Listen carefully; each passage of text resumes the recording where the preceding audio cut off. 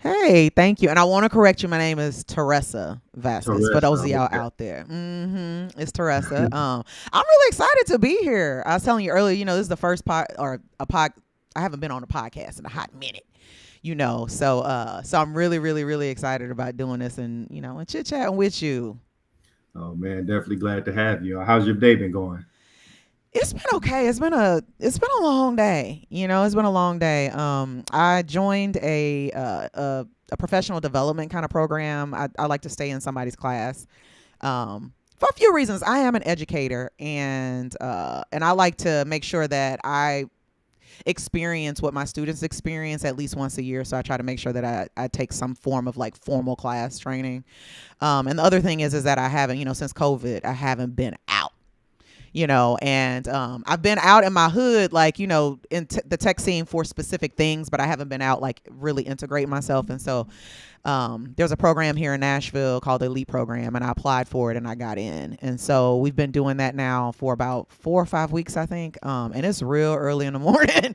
So sister tired. I'm tired. I used to be a morning person, but something happened, and now I can't do the mornings anymore. So I'll be struggling. But it's always so good. It's always a high energy after I've woken up and I've gotten there and I've got to experience like the people who are there. And today was really, really, really cool. Because we met because I reached out to you about Repton Tech, Mhm. which is a thing that I'm doing, locally as part of my local community, but actually has turned out into like this more global thing. And I've had this huge fear about really stepping into it because I'm at a point right now where it's grown so much that I can't do it by myself. Mm. And I'm fearful of bringing somebody else in and being responsible.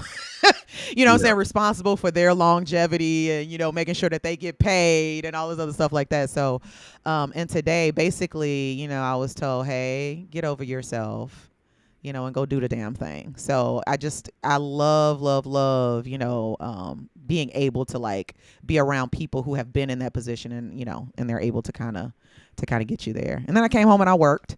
I live stream on Twitch all day, every day. I do a co-working stream, body doubling stream. I've been told is probably more accurate for those of us who are neurodivergent. And it's worked really well. I've been able to focus on things a little bit more, and my community is growing significantly. So I came home and did that and got some work done. And now I'm here with you. Neurodivergent. I know a lot of people might not know that word. So what does that mean exactly? Basically it means that our brains operate a little bit differently than someone that you would consider typical. I think personally most people have a little bit of neurodivergence, but I have ADHD and dyslexia and anxiety, which has kind of come about later in my life or my years. And so my brain just sees problems a little bit differently, and sometimes I am awkward in certain situations, which I know to some people is like, that's weird, Dr. T, because you don't seem awkward to me at all. But I've been on this journey of neurodivergence for a very long time. I actually have done research with it as well because I have neurodivergent children as well, autism and ADHD as well. And so I've been really, really focused on my passions are neurodivergence and technology and how we can leverage the potential of those of us who are neurodivergent instead of trying to uh, make us conform to the environments. Understand that we have something to offer these environments, that the environments need to be open to us as well, which is one of the reasons why I stream. Because sometimes I get overwhelmed on the stream and I want to stop it, but I'm like, no, people need to see what it looks like when someone's about to have an anxiety attack, and how do I redirect myself, and how do I get myself out of the situations where I need to walk away, and things of that nature. How do I keep my focus, right? These Mm. are all things that a lot of us deal with, and that is seen as a problem, in the workforce. And so I want to make sure that I'm doing my part in normalizing it, because I feel like we all bring different things to the table, and we cut off a huge part of potential for tech specifically when we don't accommodate people who have different our brains work a little bit differently.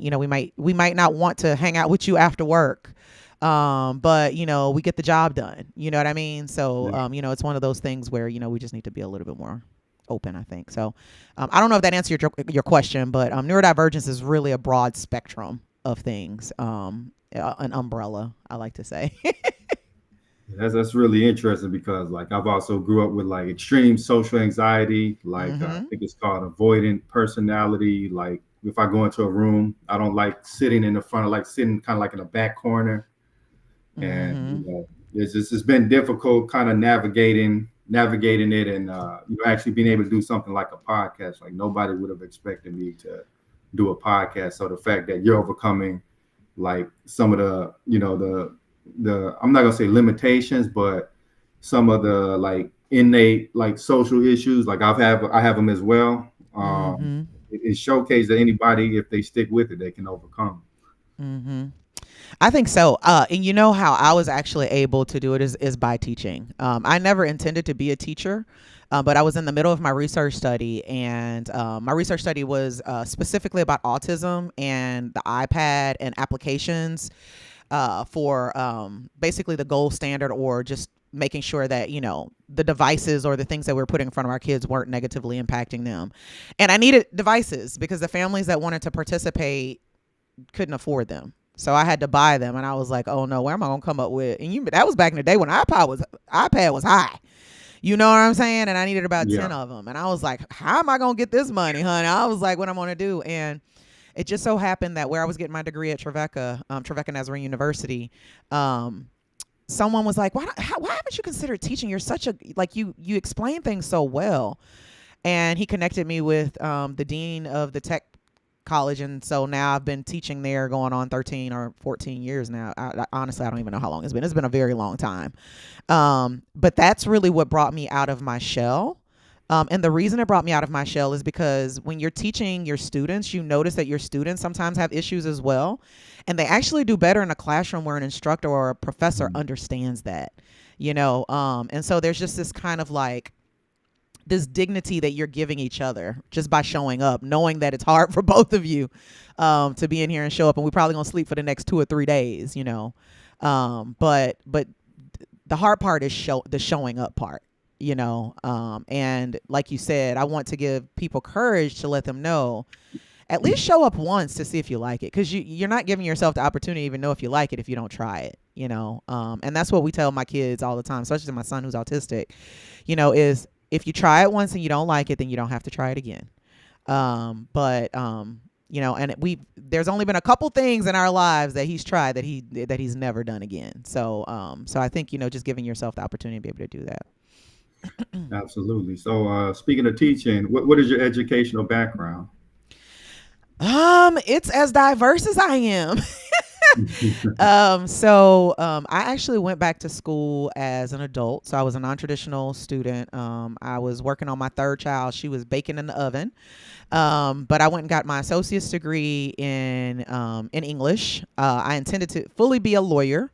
I wanted to be a lawyer because I wanted to impact special education law, and realized that I did not like it. So I had done so well in my associates that I got a full ride scholarship to Middle Tennessee State University. So when I got there, I was like, okay, if I can work 40 hours a week, then I can go to school 40 hours a week. So I double majored and minored. I double majored in oh my gosh, the Bachelor's of Science in Multimedia, whatever. That's how I got into the tech part, in English, and double minored in Women's Studies, anthropology, which had an emphasis on African American studies as well, and in Spanish. My dad's Guatemalan, but I don't speak a lick of Spanish. Well, I speak a little bit, but not ain't enough to get me nowhere.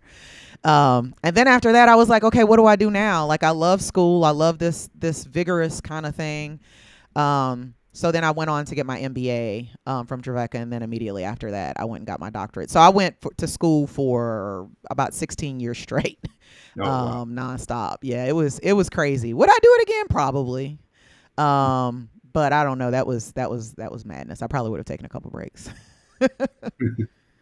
So like, how did that educational career transition into the coding world? Well, my first professional career, I started out in IT. So I started out as a developer. So that was like my first professional job. Well, I take that back. I spent about 2 months in human resources at the same company, and I hated it. I absolutely hated it. And obviously, I should not have been in anybody's human resources department. There's nothing about humans that excites me. No shade. I love y'all to death, but I love y'all from a distance. Hey, Candace, how are you? Oh, look, I see the comments popping up too. Um, and I was just like, man, I can't do this. What's going on? And so the VP of Information Technology happened to come in one day, and he just kept talking with me. And come to find out, he poached me. He poached me to come be his assistant, and I got over there, and I was his assistant for a little bit. And it took about, I don't know, maybe about 3 or 4 weeks. And he was like, "You're really too smart for this job. Like, I don't think you should be doing it. Like, I feel like we're wasting your potential. So why don't you try this?" So I started training people on technology. And then from there, I became a web developer, software engineer, what we would consider software engineers today. Actually, Mhm. Software engineers don't do half of what I was doing. I was doing a server. I had to, what I'm saying? Like, Yeah. I had to maintain the web server. Sometimes I had to go in, and there was some physical stuff that we had to do. I was using Code Fusion and PHP MySQL, and, Yeah. before JavaScript was implemented in browsers. Like, that's the old school stuff, So I'll be looking at these people today, and I'm like, y'all complaining because you have to do 2 tickets this sprint? I mean, I'm like, bruh, go back in time. So it actually started there. That was, like I said, was my first professional career, professional job. I was about, I don't know, maybe 20. But I had started coding. I want to say I started coding actually in middle school. Mm. We got to make a game on these ugly Apple computers that the screen was green and it was like this big. And it was a space bar program that we had to do for our finals. And I made a little turtle game that jumped over obstacles and stuff. I think it was in C. And I had so much fun doing that, but the teacher dissuaded me Mhm. from continuing down that path, even though he was like, "Yeah, I know you had fun, but this is just fun in here. This isn't like the real thing." And so I just never thought about it again. I built websites and things of that nature just for fun, but never really thought that I could make a career out of it. It was just for fun. And so I was like, yeah, I'm probably not going to be doing this. And then, I got to IT, like I said, and that was it. I'm just so happy for Jim. Jim, that's the name of the dude from the VP, because he kept pushing me.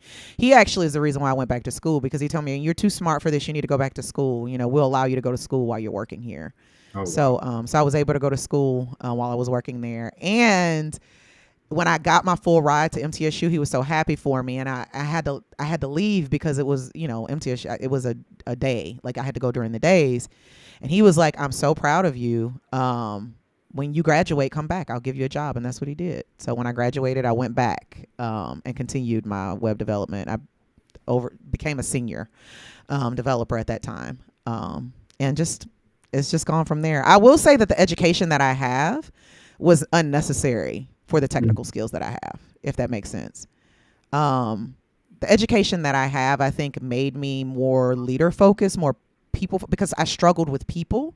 Mhm. But I always knew that at some point I was not gonna, because I literally was working in the basement by myself. You know what I'm saying? Like, Mhm. literally, because I worked at HBCU, it was literally in a basement. And I was like, this is not always gonna be like this. Like, this is gonna. There's gonna be a time where, like, we're gonna be teams of people. Just me going to college, seeing like how the computer labs were set up, and how people were using the internet and stuff like that. It was just different. And I was like, this isn't always going to be like this, so I need to up my people skills. And so that's probably the biggest benefit I got from college, was being able to articulate myself, to articulate, my ideas to people, being able to persuade people. My specialty now is change management, strategy and negotiation, and so I implement those in the companies that I work with, and I get teams that are low performing to turn into high performing teams really quickly. And I would even say that I'm able to do that due in part to my neurodivergence, because I can see multiple paths at the same time, and my gut just kind of tells me, hey, this is probably the one that would give us the the least risk or whatever. So yeah, so yeah, that's really how I got into technology, and all my kids are. So my So daughters, my oldest is a software engineer. oh So wow. Yeah, she's at Eventbrite, and she's been there for a few years now. She likes it. She's nerdy.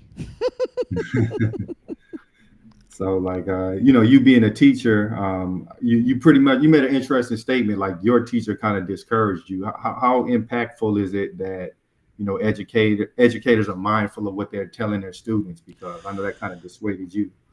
Oh man, I believe not. It's not just educators, just people in general, because I feel like education and leadership are basically the same thing. And I believe that in the universe, you get what you pour into people is what you get back. And that's why I always have to tell people, you know what I'm saying, I'm not shucking and jiving. This ain't no hustle. Like that's like one of my trademark statements, is because people don't believe me.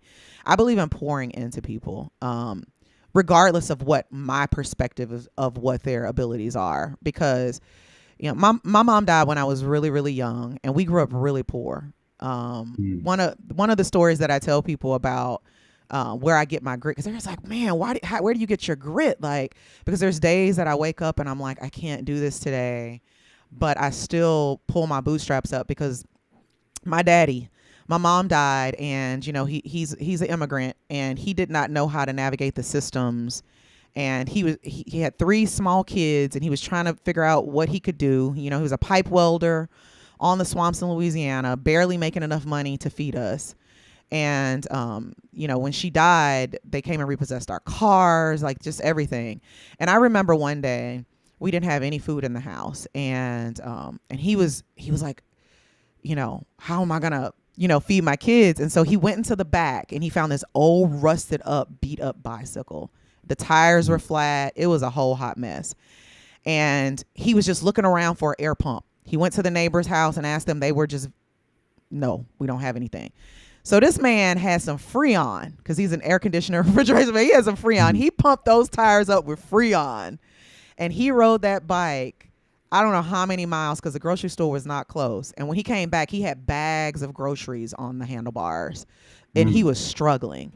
And I say that story. I remember that story. I remember that because my grandmother told him to send us to Guatemala to boarding school. He was like, we'll take care of the kids, and he was like, no, my dad wasn't there for me, and I want to be there for my kids. And Mm. I totally respect that. And, for me, my dad, even through all the things that he went through, all the, he hasn't had an easy life. He still poured goodness into me. He still told me every day, Teresa, you can do this. You can do anything. Don't be dependent on anybody, because you're smart enough. You're brave enough. You can do these things. He did that with me and all my siblings. And so I feel like, even though my life was really, really hard, lived in the projects for a little bit, my dad remarried, and that was a whole thing. Went through physical, mental abuse, for many years when he was married. I just feel like when I look at someone, that person is valuable, regardless of the differences that we have, right? Regardless of the different mindsets we might have, that person is valuable. Mm. And we need to be pouring into people in that way, because people will surprise you. They might not believe in themselves because everybody's been telling them that they can't do. And one person pours into them, and then all of a sudden a light just shines so brightly, in them. And I've seen it time and time again as an educator, because a lot of the students who come to us, they've been through some traditional school, but they haven't really been successful because they're coming back, right? And they're trying to change their careers, and they've struggled. And now they're in a position that they're completely vulnerable. And all it takes is for one person to say something that will break their spirit, and they'll never do it, especially our diverse technologists, right? And I'm just like, we're not going to do that. Even when they say things about them negative about themselves, I'm like, whoa. And my students will tell you, hold on, let's stop. We're not putting that out in the universe. We're not putting that negative energy out there, because if you don't believe it, you damn sure ain't going to get it, right? So let's reframe it. You can't do it yet. Mm. Or today, you're struggling with this, but look around you. You have all these people who want to help you be able to do it, right? And I think that's really the benefit of being in an educational environment. But yeah, I think leaders are the same. Like, we need to pour into people and to see people as valuable, regardless of, like I said, any difference. I'm just very, very passionate about that. So Yeah, I that's feel what's like up. I'm Kevin. I'm talking too much. Like, tell me to shut up. And I'm gonna tell you, it's awful quiet. I'm used to being on stuff with music hitting. I be twerking and Oh, stuff. Uh, so I'm like, ooh, honey, we quiet today. yeah, that was a powerful story. That's like one of the reasons I started this podcast was, especially in the Black community. Honestly, there's not a lot of positivity. Hmm. You turn on a lot of the blogs and YouTube is drama, fighting, etc. So, especially like as a Black men, a lot of times we call like deadbeat fathers. So for you to hear that story about your father, like, Hmm. okay, he stayed here, he poured into me, he didn't have much. I think that the audience being able to see this and hear these stories, it's hard to become something that you never see or you never hear about. Hmm. So for them to hear like these positive stories, I think that's really important. So I kind of wanted to dive a little deeper into like you pouring into people. Like, so somebody, say for example, they're a team lead. What are some strategies they can do to pour into their team members? Like, how are they able to utilize their words to really Hmm. reinforce their team members? I think the thing that I find, and I say this often, right? So this was a soundbite somebody did on the last podcast that I did. Like, people who are in leadership are probably some of the most insecure people I've ever worked with. And they get into leadership jobs or look for the title. The title matters so much to them because they know they could, or they feel like they couldn't get respect any other way. And that's not always true. Like, I don't want to, paint a broad brush, but for the most part, I don't know if you've had managers that just sucked, but that's probably Yeah. right. And I teach this, right? So I teach managers, I teach people who want to go into leadership or into management what to look for. And to me, the key is people. But we want to always be looking out to people when we really need to start in, because the only way you're going to pour into to somebody else is if you're happy with yourself, Mm. right? If you're not happy with yourself, then you should not be leading anybody. I'm just going to keep it 100 with you, because you have some work that you need to do. And if you come in one day and you are not prepared to interact with someone, you could have a negative impact on somebody just by doing something that was unintentional. You just had a bad day, right? So I believe that you have to have a high level of emotional intelligence, right? Because there's going to be some days that you're going to have to pull somebody in and you're going to have to tell them about themselves, right? I have to do Mm. that on the regular. But when you're telling somebody about themselves, there's still a way to be very direct with them, but still be very encouraging to them as well, right? Um, and so in order to be a really good leader, and in order to be able to maximize the potential not only of your team but of yourself, you really have to know yourself, right? You really have to know yourself. That's the first thing. Once you know yourself, you have to know your team, how they respond to conflict, right? Because if you don't understand how your team responds to conflict, then that can bring conflict. So if I came to you, Kevin, and I didn't know how you respond to conflict, and I come to you and I say, hey, your pull request, what I'm saying, wasn't good, and you take everything personal, and the first thing you do Mm. is lash out at me, right? My response to you lashing out to me might be, oh, you're being insubordinate, or it might even be to cuss you out. You know what I'm saying? Yeah. But I don't know that that's just your response to conflict, and I haven't even worked my way around that to even understand like what your communication style is and how we can work around that and alleviate that, so that together we can work on not only that not being your default style, but that you understand that when I'm coming to you out of concern for you. The business matters too, but really you matter first. And I think team leads would do best to understand that yes, you do work for the business, and you might manage up, but the people who you are responsible for are your first priority at all times. And I don't care what anybody tells you, that's just the way it is. And you need to be blatantly honest with them, and you need to be honest with yourself as well. And some people don't think you can do that. They're like, you can't do that because then this will happen, this will happen. I'm like, you're not telling a black woman who's had a hell of a ride in tech that you can't do that, because that's the way I've been successful in my career. So I know if I can do it, I know anybody can. Right? I know anyone can. You're just choosing not to do it because it does take a little bit more effort, because it does take a little bit more time, right? But ultimately, are you trying to have a high performing team, or are you just trying to get the next thing done, right? So Mm. so that's really where knowing who you are and what your responsibilities are, right? Um, I know you're a Christian. I'm not a Christian. Okay. I'm not a Christian, but I grew up in the church. Mm-hmm. And the Bible talks about when someone is put into a position of authority, right? That Mm-hmm. they have a higher level of responsibility. And I do agree with that very much. I think the Bible actually is one of the great. I love to read. I read books just Mm-hmm. like for.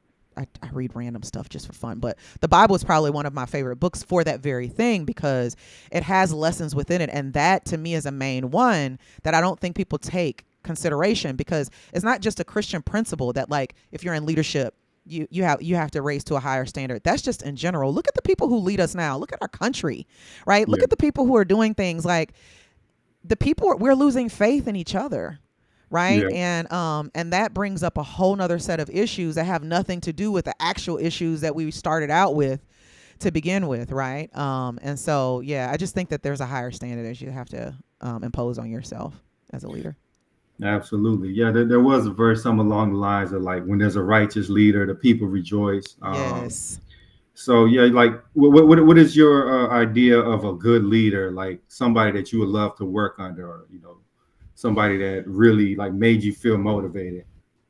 Honestly, what I value is probably not what everybody else values. I value Mm. honesty. Okay. I value authenticity. I don't have to work with people I don't like. Like, I mean, that came out wrong. I don't mind working with people I don't like. Like that does not bother me at all, right? It's a respect thing, right? And there's gonna be people who will always rub you the wrong way, but I'm gonna tell you, the people who have grown from the most are the people who challenge me, and those are usually the people who I have the most problems with.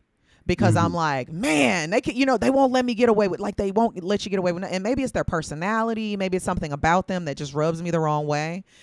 But there's a level of respect that comes from that makes me understand that like the fact that they're even sharing something with me tells me that like they care, even if it's just a little bit.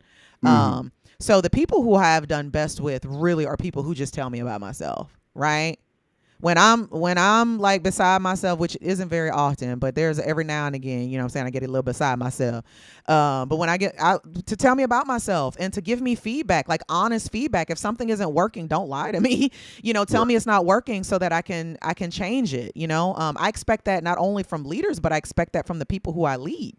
And I will tell you really quickly, if something goes awry and we're in the middle of something and we get to the end of it and we're doing a retro or something, and then you speak up at the retro, like you've just lost total respect for me, Mm. because you should have spoken up earlier, right? You should have had the Yeah. confidence to speak up earlier when we could have actually done something about it, right? And I create an Yeah. environment where we should be able to do that. So to me that's the highest level of care, is when you're able to look at someone and really tell them, hey, this isn't going right, or you're not doing right. You need to Mhm. go take a break. You need to go walk around the building. You know what I'm saying? Right. That's what I value most. So like, is there like a way that they should like present the truth? I know you don't want somebody, oh man, this code really sucks. Like, is there do we have to be a little honey tongued when presenting the truth, It or depends on the person. So, right, remember when I okay? said knowing people's conflict style? So, here are Mm-hmm. the things that you really need to know for emotional intelligence. You need to know people's conflict styles because everybody's different, right? If Mm-hmm. you come to me and you tell me if my code sucks, and you say, "Hey, that PR? Can we talk about the PR that you?" I'm automatically turned off. I just Mm-hmm. need you to tell me, "Hey, that PR that you put up, it ain't a honey." You know what I'm saying? We're Okay. gonna have to do like that. That's how I communicate, right? So if you come Mm-hmm. to me any other way, then I'm like, why you pussyfooting? Like, you wasting my time. Just say the thing and let's do it, right? Whereas Okay. there's some people you have to be a little bit more gentle, right? You have to kind of do that. So there's personality, and then there's conflict. And the mode analysis that I like to use is Thomas Kilman. It's called the Thomas Kilman mode analysis, and there's 5 conflict styles, depending on people, and you can move in and out of those conflict styles depending on your environment, things of that nature. It's like the gold standard, and I use it in my teaching as well. And it tells you when you should be using specific conflict styles. So this also allows you to open up conversations with the people you lead and the people who lead you, to say, hey, I know I came to you and I tried to speak to you, in a way that works for you, but let's look at this. This is the conflict style you use. Was there a reason that you use that conflict style? Because it's brought a little bit more drama than is needed. And I'm just wondering if there's anything else going on in your life, right? If there's something else, or is this just kind of like how you feel about it, right? Let's just like get to the bare bones of it, because I think a lot of people mask, like especially people of color, we mask a lot, right? So Mm-hmm. when we come direct, or we feel like we can't come direct.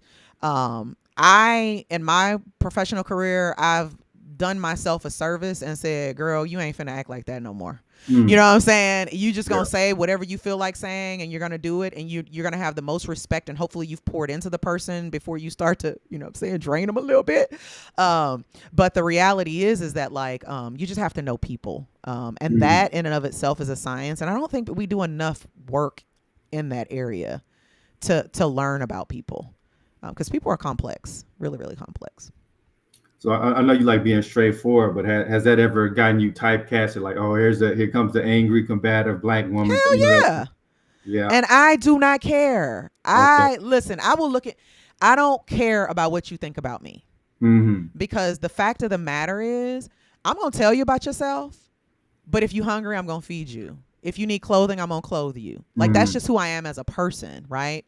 Yeah. And so I am not going to, I'm not going to, do the thing. Now, here's the thing. I don't match energy, right? I Mm. go with the energy that I'm feeling from the environment, right? So like matching energies with people is kind of, I don't know. But then again, that goes back to the point of really understanding people and understanding the situation, what is called Mm. for that situation, right? So I've been in rooms where I've been in leadership and I've said something several times, which is the solution to a problem, and nobody's listening to me, right? Yeah. Then we get to the end. You've heard the story before, and somebody says the same thing that I said an hour Yep. ago, and then they all accept it. You think I'm sitting there and gonna let that fly? Oh no, Right. baby. Oh, you mean the thing that I said an hour ago that nobody understood because it came out of my mouth? Is Mm. that what we're talking about implementing now?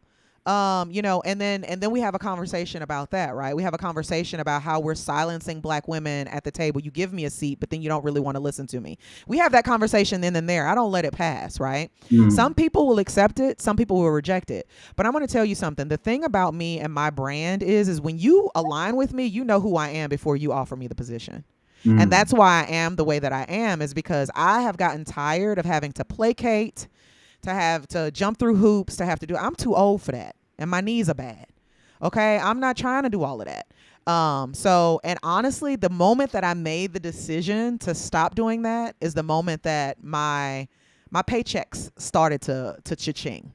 Mm. Because I freed myself from a bondage that I didn't even know that I had on, that I was Mm. carrying. And I think a lot of times, as diverse technologists, yes, the technical environment was not created for us. There's no, like, we know that, right? But I think sometimes we wear the chains. We put them on ourselves every morning and we wear them to work, right? Not really Mm. realizing that we have the choice of whether or not we don those chains, right? But we're too afraid of what might happen, you know.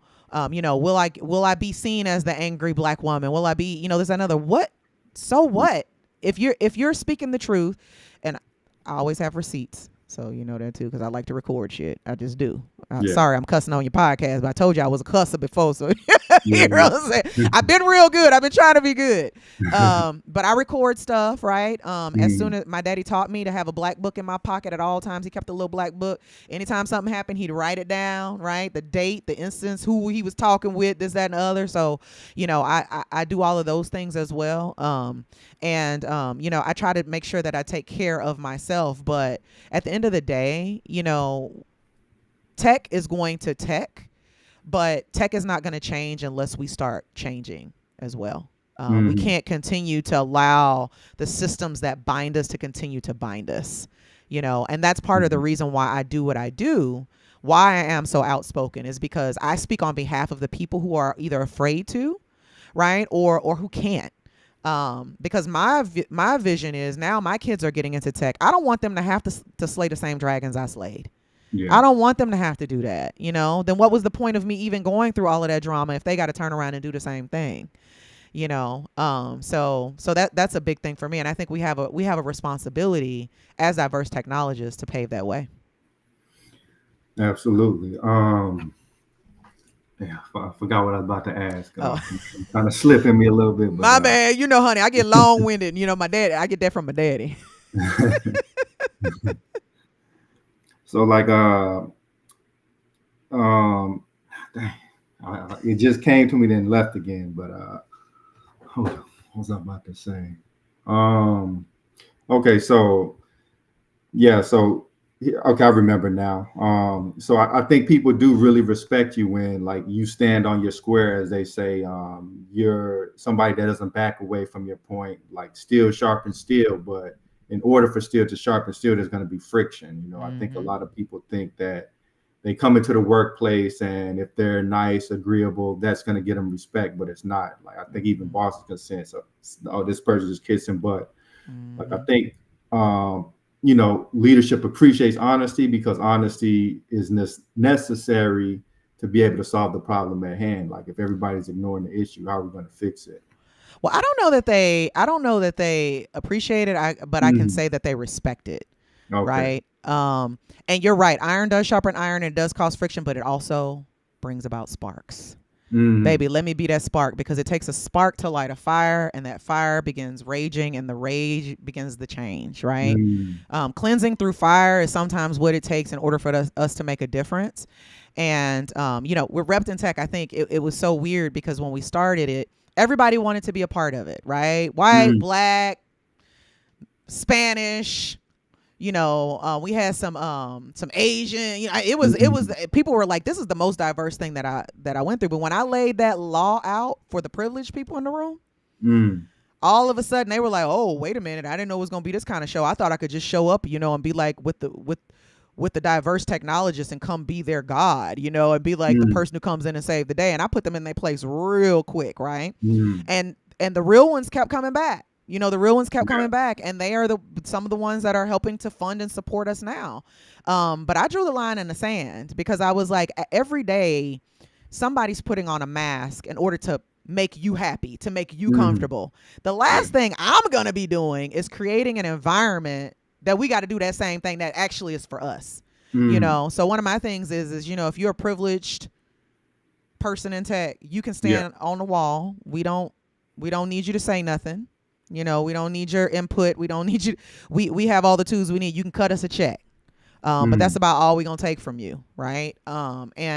And like I said, a lot of people didn't like that, but I'm like, this is our space. You know, this is our mm, space, and I feel like we need to be bold like that. Like we need to be bold. We need to take the next step, yeah. because that's the only way you're going to get somebody's attention. You know, because people will sit there and they'll do things and they'll say negative things to you, and sometimes with these microaggressions, and they'll try to weasel themselves out of it. If you're if Mm, you're if you're calm with them, you know, it's like, oh well, I didn't mean it, or you know, these all these other things and all this other crazy bullshit that they're doing, and it's like, and some of us are like, okay, well, that's fine, and we let it go, mm, um, because that's not our calling. If it's not your calling, then let it go. You know what I'm saying? But come get me, honey. I'll hook it up. You know what I'm saying? I'll hook it up mm, real quick, because they need to know that like that's not gonna fly. You know, it's not gonna fly, and it shouldn't fly, and you shouldn't be upset because somebody doesn't let it fly either. You know what I mean? mm. So yeah. So Candace says, Dr. T, when was a turning point for you to stand more in your confidence as a woman of color in tech? Um. Ooh. Okay. So I got another story. So I was um at the HBCU, and I went back after I graduated from MTSU. The same way Jim asked me, and Jim left, so he went to go work for a Nissan or HCA or something, like some big name Mm, place. Um, and uh, the new person who took over was just a hot mess. Let me just say that. But I was a young mom, right? At that point, my husband and I had 4 kids. My husband's an educator. He's a teacher, a public school system. So you know he ain't making no money. Nothing. Shout out to all the teachers out there. But he's a damn good teacher. mm, And he's a black man teaching math and science. So you no. know he's killing it. He's killing it. And I do believe that people should do what they're good at and what they love. So you know it doesn't matter to me that you know he wasn't making enough money, but we neither one of us was making good money, right? And here Mm, I am running a whole like web department, and I'm making like $42,000 a year when everybody else in the department is making like 60, 70,000. on. And so I go to him and I'm like, hey, I think it's time for me to have a raise. I got my bachelor's, and I had just finished up my master's degree at that point in technology. And I was like, I think, I should probably be getting that raise. And he was like, well, and notice I had been working there for like 13 years. And he was like, well, when you got the job, you agreed to the amount of salary. I hadn't gotten a raise the 13 years I've been there. So I just thought that was just crazy. But at the time, I'm thinking, well, maybe I'm not good enough and all this other stuff. So a few years later, they had a layoff. We were in the middle of a recession. It was like 2016. And I was one of the people who were cut. And I had the hardest time finding a job. I was applying. It's kind of like some of the things that we see on LinkedIn right now. I was applying to all of these things to the point where I felt like, baby, you've been doing this for like 15, 16. Do you even know what you're doing? Like, I don't think you're good at this. Like, I don't think you know what you're doing, And so I was like, okay, well, what am I going to do then? Like, should I go work at Starbucks? I hear they have a really good, whatever. What am I going to do? And so I decided to go to boot camp. So the layoff gave me access to some money. I think you go back to school and I could get certifications or whatever. I was like, well, I like web development, but if I'm not good enough, then maybe I need to go to a boot camp to maybe see if I can, hone up my skills to get into the know, because I was working for a college, and as you know, they stay behind the times. So I went to the boot camp, and the first week there, I was like, these people at this boot camp are graduating from this boot camp. The boot camp I teach at now, Nashville Software School, we have a really high rate of getting people placed, and they were graduating from this boot camp no less than like $65,000, and here I am making 40 something, and these people have never done it before, and I'm looking at them and they struggling writing for loops, and I'm like, wait a minute, I do know what I'm doing. How are y'all able to go get a job? And I've been doing this forever and I can't. What I realized was, number one, I was a black woman in tech, right? That was number one. When they saw me, you could see it on their face in the interviews that they didn't think that I knew what I was doing, right? And it didn't matter how many years and how long I had been overseeing people, right? So when I went to NSS, I had access to people who would never have spoken to me. I had access to CEOs. I had access to tech CTOs. I had access to all these people, and I got to be able to really talk with them because they like to mentor and give back to NSS. And I realized, I was like, wait a minute. The way you do this in tech is you got to know people. So let me know people. So then I started participating in hackathons. I participated in my first hackathon, and I just sat there. I didn't do nothing. I was just looking around, because I didn't want, I was like, what is going on here? I didn't even know what a hackathon was. I thought we were getting ready to hack into Sally Mae so we could get my student loans paid off. I was like, I'm all about that. That ain't what it was. But I sat there and I was like, ooh, y'all don't know what y'all doing. Like, this is chaotic. I was like, if I were to have done this, I would have done it like this, because, of course, I had been teaching at Trevecca for about 12 or 13 years, strategy, negotiation. I have been implementing that on teams that I have been leading. So then I went to a big hackathon in Nashville, where all the best engineers, supposedly all the best engineers in the city participated in and won that hackathon. Now, this is a person who could not get a job less than 6 months ago, right? I couldn't get a job. All the people at that we beat them. Not only did we beat them bad. You understand what I'm saying? So I was like, okay, wait a minute. So that's when I was like, oh, hell no, girl. The black girl magic is coming out. Y'all ain't saying nothing to me no more, honey. I had that trophy in every Zoom meeting I was in. I had it for everything. And then I said, you know what? Because people started to say, oh, well, anybody can win once. Okay. So they call me the hackathon queen. So I started participating in hackathon. Every hackathon that I've participated in, I've won. Oh, wow. So now I'm like, you ain't saying nothing to me at all. Yeah. You know what I'm saying? And there just came a point where I was just tired of the bullshit. I was just tired of it. And I was like, I got to feed my kids. Like, I have to feed my kids. And so after NSS, I stepped into my first 6-figure job, and that was it. I was like, I'm never going back. Never going back. So that was a long way to get around it, but there you go. Candy, I don't know if that answered your question. So I know, like, a lot of black women, they may feel like they are not qualified to do it, but like you mentioned, you winning those competitions really proved that you knew So like I know another problem. A lot of especially Black women have they're afraid to negotiate. Hmm. How do women approach that? Like, how do they get better at negotiating and not being afraid to really demand what they're worth? Like, you were getting paid 40K and you knew more than the people that are getting paid 60K. Oh, that is a hard one. Because it is not in our nature to ask for more, right? We're always afraid, like if we ask Mm, for more, like what will it, what will happen? And I'm gonna be completely honest with you. I negotiate out of this world. Okay, I teach negotiation, so I'm damn sure gonna be negotiating. mm, And I negotiate things that because I feel like my pay, I feel like more money, more problems. So to me, the pay isn't always the biggest thing. I mm, have a minimum that I'm willing to accept, but so I negotiate in other ways. But um, I feel like knowing what the market is, right, is so important because every time, I would say probably 50% of the time when I negotiate, I'm rejected. mm, Like, no, we can't, we don't have the budget. And I'm like, I know somebody who work here who makes more than that. And I'm going to be doing more than what they're doing here. So I just walk away, right? Not everybody has that ability to walk away. As a matter of fact, I know someone recently who got a job, was offered very lowballed, and they couldn't walk away from it.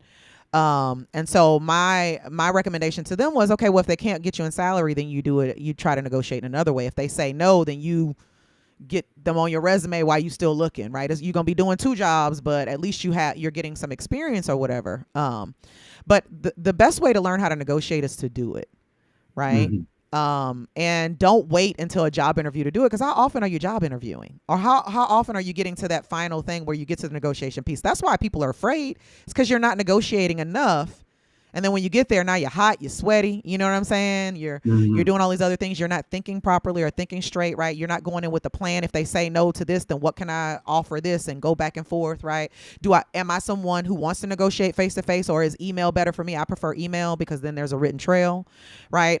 So like there are different ways that you can negotiate, and I think you need to find the one that works best for you, and you need to try it. I mm, think doing hackathons is a big thing, a big way of doing that, because when you go to a hackathon, you have to make quick decisions and you have to negotiate with people to say, hey, we need to do this. And you go back and forth with them and you're trying to convince them, right? Doing things like I'm doing in the elite program right now, where it's a program that's local, but I'm sure there's, look at your entrepreneur centers or things around. They have programs that you can go and join, that are like professional development that will put you in cohorts or groups of people that will require you to use those skills, hone those skills, and figure those things out. There are some books that I recommend as well, that I always recommend. The first thing, the first one is The Like Switch. It was written by a former FBI negotiator. I absolutely think that you need to understand that book, not because it's a great book, but because you need to understand how the majority think. Because the majority of them are the ones that you're going to be interviewing with in tech, even if they say they diverse. I've had that conversation too. Oh, we so diverse, and I've only talked to white men in this whole time, and I called them out on it. They got mad, so they didn't call me back. yeah. You know what I'm saying? And so The Like Switch, and then one by a guy named I think his name is Keith Ferrazzi, Never Eat Alone. Those are the two books that I always tell people to read, because the biggest negotiation that you'll have will not be at the negotiation table. It will be prior to that. It will be in Mm, the relationships that you build, right? So when I go into something now, people know, hey, Dr. T is not cheap. So if you calling her in here, don't embarrass me, because I've asked her to come, to consider this position. So don't embarrass me by trying to do whatever. This is her minimum. If you're not gonna give her this minimum, then don't even bring her up in here. So those are the things that that you can kind of do to, like I said, slay that dragon before you even have to get to it. absolutely. Oh, it's the Um, like switch, Like. The like switch. It actually has a switch on it, like a like. It has a light switch on it, but it's actually the like. How to get people to like you is what so it yeah, is. you kind of recommended, like, I mean, not recommend. You said like when you showed up to the interview, you could already see on their face like they already have a certain assumption about you. How did you like break that assumption and say, hey, no, I'm not what you think I am. I'm way more. Like, Never what did you do? have. Never been Oh, able to do it. mm, Never been able to do it. Never been able to do it. It still happens today. I tell people all the time, I go to these tech events. I'm well known in Nashville tech. So if somebody does not know me in Nashville tech, it's because they don't leave their house. Hmm. I am well known, and I am not afraid to say it because I have worked very hard to become well known. And I go to these tech events, it's like invite only, and I go to these tech events, and people will look at me and say, "Are you in tech?" And I'm like, Hmm. "Ain't this a tech event? Are Right, you right. in tech? Like, what are you Yeah. doing here?" And it's like, "Are you serious?" Like, and I'm in high tech, so let's get it straight. And then they're like, "Oh, what's your name?" "I'm Dr. T." And then all of a sudden it's like, "Oh shit, I just stepped into it," right? Mm. And I'm like, that's why I don't wear name tags when I go to events and stuff like that, because I want you to treat me like you treat any other black woman who walks up in Yeah. here. Right? I want to know who you are, because that's how I'm going to judge you and who you are is by how you would treat anybody. So yeah, I haven't been able to overcome that, but I'm going to tell you, I've got some people who ride for me. You Mm. understand? Like, they ride for me because they've worked with me in hackathons, or I have come and I have saved their businesses. Like, and you only need a few. You know what I'm saying? I've got Yeah. maybe 3 or 4 trustees that's like, bro, they keep their eyes and ears open for me. And those are people who are going to be sponsors, right? Really good sponsors for you to step in for you. And that's really the way that I would say it. I so to add to kind of to close the thread on that story about me not being able to get the jobs, even though I had all this experience, and then I go to a boot camp for like 6 months, and now I have all these unlimited access to resources. I have not applied for a job. I have Mm. not interviewed for a job since then. Oh wow. So it has all been through my supporters. It has been through the people who, sponsorships. It has been through people who have worked directly with me in these hackathons, or I volunteered. In Nashville, we have this thing called a Geek Cause, where you can volunteer your time as a developer. Or I volunteer, for anything where somebody needs a tech lead or they need somebody to come in and consult. Sometimes I volunteer and stuff for that. I do that for nonprofits and things of that nature. So I'm trying to make sure that I'm always in the community so that they see, oh, a black woman can actually do this. And not only that, it also establishes your credibility. Because I want I want my name to precede me. Hmm. And that's the way to really never have to negotiate, really. Absolutely. So, me being in tech as well, there's not a lot of black people in there. So, Mm-mm. do you feel like those kind of comments, like, "Oh wow, you're in tech"? Do you feel like that comes from like a place of them thinking you're incompetent, or more so like, "Wow, there's not very many here. I can't believe you're in tech"? Where do you feel like most of those comments come from? Ignorance. Okay. Because I'm gonna tell you, most of the mofos ain't never had a black person at their house. I mean, Hmm. I'm gonna just keep it 100 with you. Let's have real talk. You know what I'm saying? You don't see people of color or diverse technologists because you don't want to. You don't put yourself in a situation. We got to see your ass every damn day. Y'all Hmm. everywhere. Y'all like some cockroaches. You know what I'm saying? Like, I can't get away from you. But you don't ever put yourself in a position for us to be seen. Right? You avoid it. We have meetups and things all around that are diverse people, and the only people going to them are diverse people, even though it's open. Hmm. Right? So the only reason why you don't see us is because you don't want to. You want to stay in that ignorance, right? And you're making a conscious decision and choice, to be ignorant. So, Hmm. and I tell them all, I'm like, especially the ones who think that they gonna come school me, and I'm like, baby, you were in diapers when I started my career in technology. Like, for Hmm. real. Like, you're not finna come tell me nothing. I put them in their place real quick, because I'm like, you're not about to do that. And you're damn sure not going to do that to somebody while, in front of me either. And I think we just need more audacity like that. Because until we do, people will stop being because they think that they're being cordial. They Hmm. don't realize that they're those are microaggressions, Yeah. that like we're dealing with. It's like, that is probably the most ignorant, and that's probably the most ignorant thing I've heard today. Can we talk about how we could not make that same mistake again? Hmm. Let's turn this into a learning and teaching opportunity for us both. Because I would hate for you to leave me and go do this to someone else. Someone else who Yeah. might be a little bit more sensitive, right? You could literally say something to somebody, and they could leave that day and decide they don't want to be in tech. I know so many people who have gone through the boot who aren't in tech anymore. They Hmm. stayed in for a couple years and left. because they're like, this ain't for me, and like you could break somebody's spirit, doing that. So Yeah, that kind of sounds like the equivalent of, oh, hey, you're smart for a black guy or something. yes, or you speak so well, Yeah. you speak so well. I'm sexy too, what I'm saying, but I don't hear you saying nothing about that. You know what I'm saying? how, how do you feel like being kind of like you're kind of a trailblazer? Like there's not a lot of black women that's really in tech and prominent. So how does it feel like being one of the first prominent figures out there? And what I impression do don't. you hope to impart?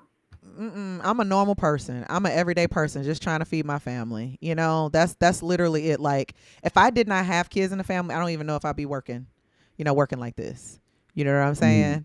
yeah, Um, I do everything that I do because I love my kids and my husband. Like I love my family yeah. in general, and I'm sure what I'm doing. I was talking to my youngest yesterday. I was like, it's gonna be so crazy because my great grandkids are gonna be able to watch my Twitch streams and be like, oh my god, my great grandmother was crazy as hell. Like, look at her on that thing, looking a hot mess. You know what I'm saying? Like, and I'm like, that's so cool because I would love to see what my great grandmother was like. Like what was she doing, and how was she doing her thing, and and this, that, and other. And I think we think that in order to make a difference in somebody's life, or in order to that we got to do big things. Mhm. We gotta be this big thing and all this other stuff. And I just think that's not always necessary. And I know that I'm doing things because I don't operate from a place of fear, but really it's more so that I'm operating from a place of love, because I don't want my kids or their friends or anybody else to be going through the things that we're going through. So if that means that I'm trailblazing, then you know what, light it on fire. Mhm. But I respect a lot. I respect black women in general who are out here doing the work. And I feel like we don't get enough of the support that we. A lot of times I feel like I'm out here on a limb by myself. Mhm. Even especially when I speak up. And it took me a while to get comfortable with that, because I felt like, oh my gosh, like nobody here is support me. Like I'll speak up and everybody gets the benefit, but I'm the one that gets all the pain, Mhm. right? And I realized that some people just aren't there yet. They're not emotionally intelligent in order to really be able to speak up or to find their voice yet. So you have to give them an example so that when their time comes, they'll be able to do it. Because I used to be that person who wasn't emotionally intelligent enough to speak up. And so we have to understand that this is a process and this is a cycle. So I don't really see it as, me doing anything differently than maybe somebody who, before me, did it. The trailblazers who came before me are the people who made differences, changes, so that I could sit in the position that I'm in right now. Absolutely. Um, do you feel like there's a kind of like a divide in tech, like say for example, like okay, we have like black girls code, but we don't necessarily have a black boys code. Like, do you feel like black boys are being left behind any? Oh man, this is a tough one, because I don't really like to get into gender things, Hmm. because I believe that that's a different. We could take that a step further too, because Hmm. even in the black community, like my youngest is non-binary, right? So like even the Hmm. non-binary kids are are at a disadvantage, or our kids who are LGBTQIA are at a disadvantage. So when it relates to gender, I just like to look at it holistically and just say that there is a subset of black kids who need to have access to things that they just don't have access to, Hmm. and so for me, I do, and I think people are becoming a little bit more aware of it because of the change, and it's because of the queer community. Whether or not we believe in in that community and their ability to live their lives, to have civil rights the same way everybody else does. You know what I'm saying? Because I'm a queer black woman, and I have a heterosexual sexual relationship. And so people don't really understand what that means. It's because you're ignorant. Like most of this stuff comes from a place of ignorance.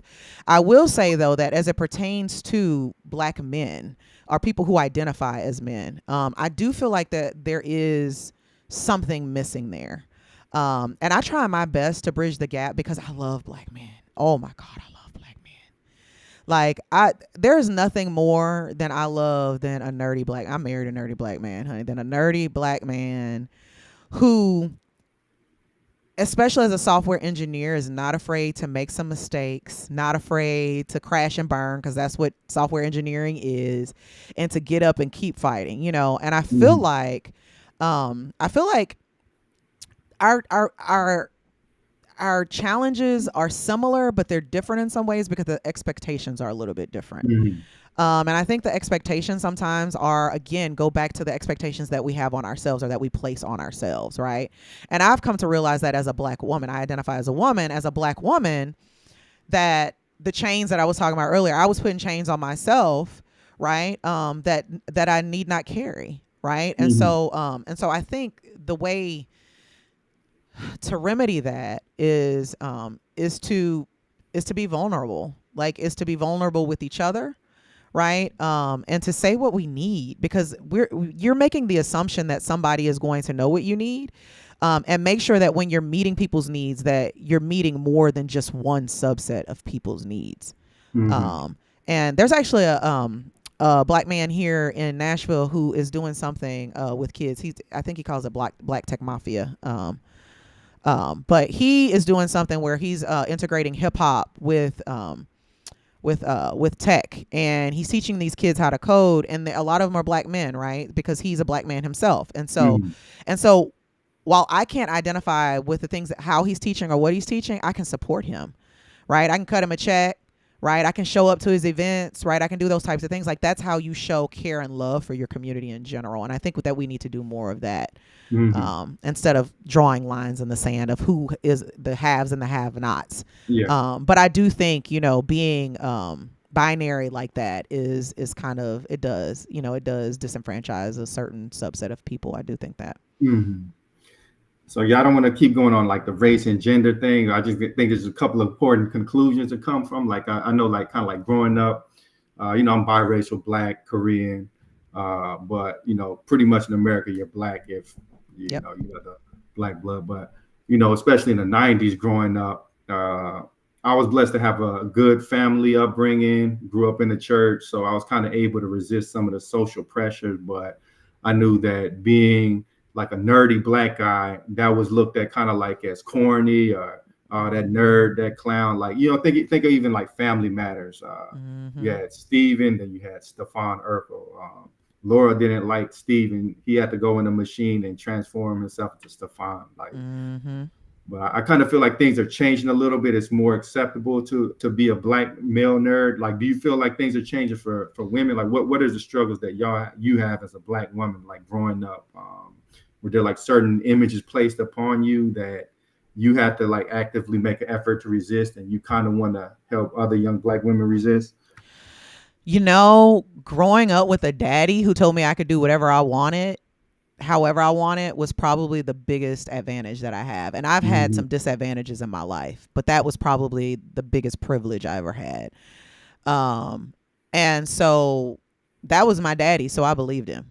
You know what I Mm-hmm. mean? Like, Yeah. it's like, you ain't telling me nothing. My daddy said, but and he kind of insulated me from a lot of those things. And there were times where I I missed some things, right? I missed some things because I grew up with brothers as well. So I think for me, I grew up very what you would consider tomboy, right? Mm-hmm. Like very. I even play women's professional football, right? I'm a sports person. Like I'm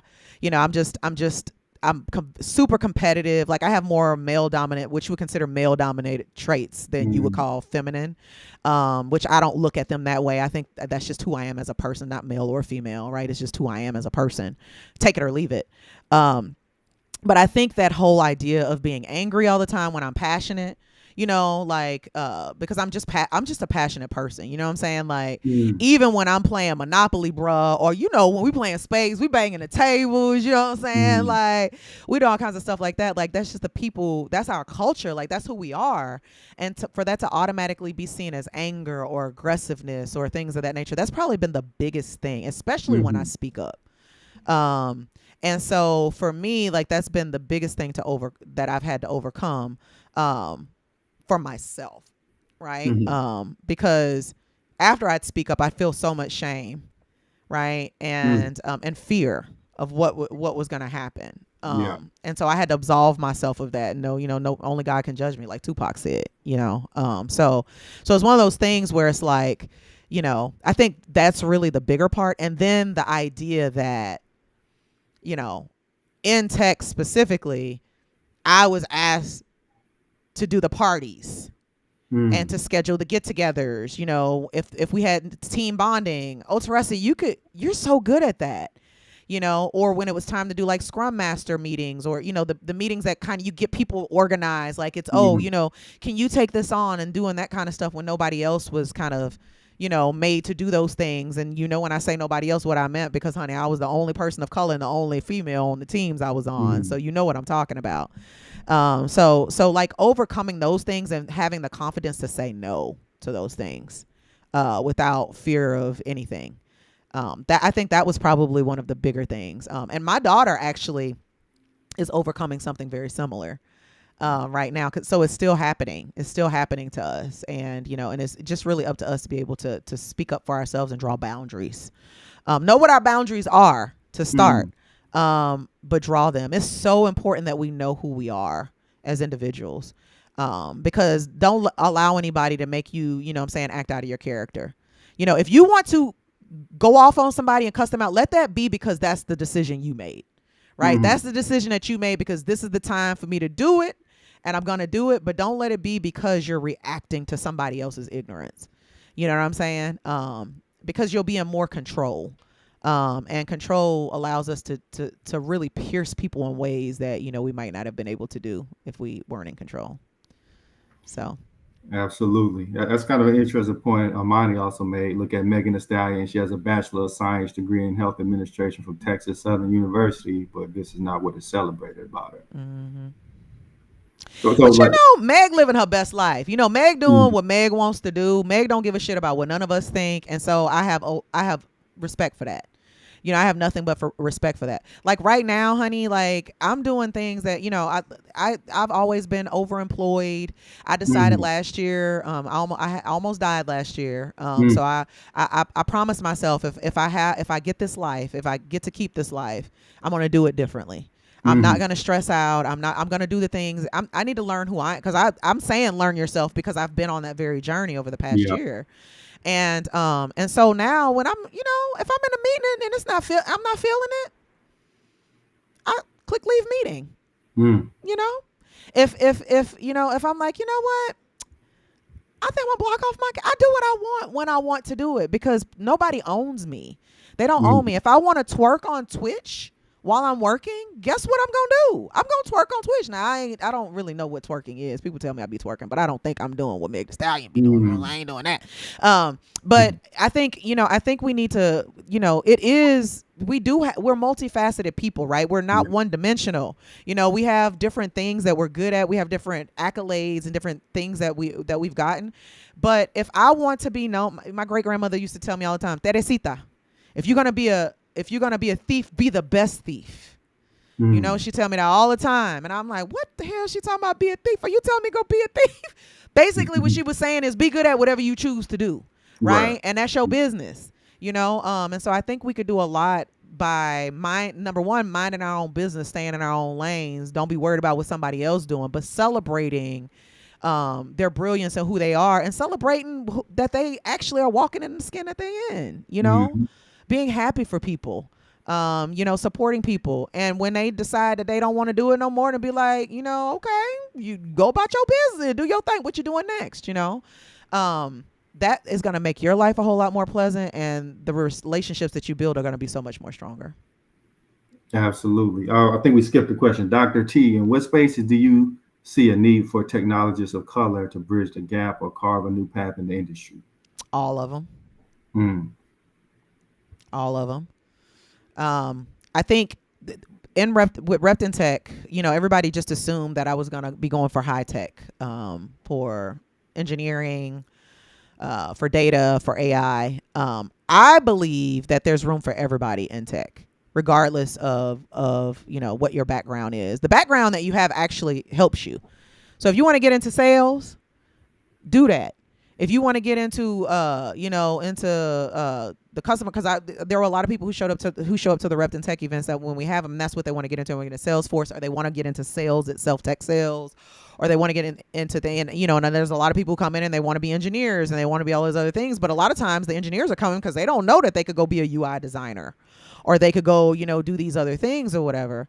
And I think they don't know it because we don't have enough people in those areas. Yeah. I've made most of my money off of front end architecture, and I can't even count on my hand, because it doesn't exist, the amount of black designers I've worked with, people of color designers for Mm-hmm. UX and UI that I've worked with, right? And I've Mm. been doing this going on 30 years, so and I know for a fact that I know some badass designers out here who could do it, right? They just don't know that that's like a path that they could go, that they could explore, and become really, really good at it, and really competent at it. So yeah, I think we should explore them all. I think you should try them all, you know? Um, so I don't know if that was a cop out answer, but that's what I believe. I believe we need to infiltrate. Yeah, I know you mentioned Repton Tech, but we haven't really got into what that is exactly and what led you up to creating that. Oh man. So last year I started doing a little podcast. Like I said, I Okay. almost died. And I said I was going to do things a little bit different. So I wanted to start I wanted to find what I liked, right? Because I've done a lot of things in my life. I've been a videographer, I've been a photographer, I've been a developer, I've gone to culinary school, I've been an educator, right? I've done electronic stuff, I've been help desk. I've done a lot of things. And most of them were directly tied to my family being able to eat, right? Mhm. So I never really explored things that I liked. And so I found myself behind the camera a lot more, and I thought that I enjoyed that a lot more. So my daughter and I, Trinity, who we started talking, I was like, I really want to build a community of diverse technologists here in Nashville that we can kick it with. Because Mm. there ain't nobody like that. Either you got these elite people who act like they shit don't stink and they don't know nothing. You know who I'm talking about. Mm. Or you got these ignorant people who are out here, basically hustling from the trunk of their car. You know what I'm saying? Back in the day when you used to sell CDs, honey, they trying to Yeah, sell. yeah. There's not somebody who you could just kick it with, who likes anime, you know what I'm saying? Who likes the game, who's just nerdy. Yeah. Look, my nails are Harry Potter. I love Harry Potter. You know what I'm saying? Like, who's just nerdy. Like, I Mm. just want to be able to nerd out with some people, and I have to feel like I have to show up and like perform.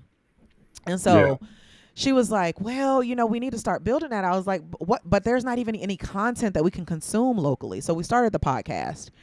And that was fun, but I was like, this feels very official and I ain't trying to do no commitment. You know what I'm saying? Mhm. Like, I Yeah. feel like I'm Barbara Walters and I'm not trying to be no Barbara Walters. You know what I'm saying? I'm trying to be Mhm. myself. Like, so we liked it, but I was like, I want to do something else. And so we started live streaming on YouTube and LinkedIn.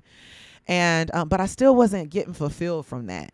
I was Mm. like, I feel like people are coming, they're taking, or they're being voyeurs and they're not contributing, and I'm looking for community. That's what I'm looking for. And Trinity about 2 years ago started, you need to get on Twitch. You need to get on Twitch. Mm. Twitch is what you're talking about. And I'm like, what the hell is Twitch? I'm not downloading no more social media. You know what I'm saying? What I got, I could barely keep up with. I'm not doing it. And one day I was at my wit's end. And I was like complaining again, and she was like, you need to get on Twitch. Mm. So I was like, okay, fine. So on my phone, I created an account in that minute, and I did not know what I was doing. I still didn't really even know what Twitch was, honey. I felt so out of my league. I was like, I don't know what I'm doing. So I actually opened the account, honey, and let it sit for like 3 months. I ain't do nothing with it. I was like, I don't really know what this is. And then, actually, no, I opened it up and we became affiliate really quickly.